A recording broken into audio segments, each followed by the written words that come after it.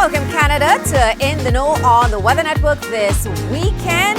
And it's one chock full of active weather. But let's take you back a couple of days. The big snow melt is on in Calgary. Where did it go? It's all gone. The snow is melting in many parts of the country. Other parts, still quite a bit of snow. And you can see here, scenes here for us in near Hartney, Manitoba. A bit of a foggy viz there. But of course, we can see the sunshine in the distance. And speaking of sunshine, beautiful sunshine in Hamilton from a few days ago. A little bit of snow on the ground, and all of that snow is melting away this weekend as temperatures continue to climb. And into Lunenburg, Nova Scotia, picturesque scene here for us of the coastal town. A lovely shot there of those brightly colored houses and the little seagull there just relaxing on the water.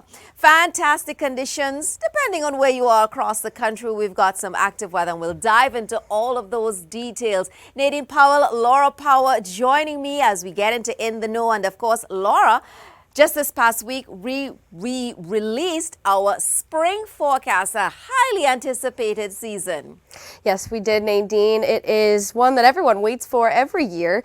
But this year is a bit of a Canadian spring, if you will. We had a typical Canadian winter with plenty of snowfall, and we're headed into the same kind of pattern. Very volatile temperature swings are likely across most portions of Canada.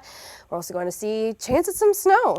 Spring does not mean the snow is over, and we do have quite a bit of precipitation on the way, Nadine. So let's take a look at those spring forecast temperatures. Yeah, so taking a look at the national picture where we are expecting temperature-wise, looks like across the west, so BC into Alberta. For the season as a whole, temperatures might come in a little bit below normal, while from the central prairies all the way into the east, we're essentially seeing near normal temperatures. Now, precipitation-wise, looks like that storm track will be bringing above normal precipitation into, say, much of southern Ontario and into Quebec. And you see there, Laura, that storm track certainly a factor of the air masses. Yeah, absolutely. One that we're sitting in currently, which we will get to in a moment as big Colorado low swings into eastern Canada. But let's dive into western Canada's normal temperatures. We note a pretty strong increase in temperatures from places like Calgary sitting at almost 4 degrees, increasing to about 16 throughout the spring season. But tomorrow, not so much of warmth coming in. No, certainly not. There you can see we've got some flurries in Calgary at the freezing mark and many spots into Saskatchewan, Manitoba, well below the freezing mark. Even some blowing snow up into the Churchill area. So we've got to wait a little bit longer for some warmer spring weather for us in the prairies, Laura. Yes, which we will get to eventually. But eastern Canada, a little bit of a different story. Our normals do increase drastically as well. But we're getting a bit of a spring tease, you could say, this weekend. Sunday's afternoon temperatures are into the double digits for most of eastern Canada.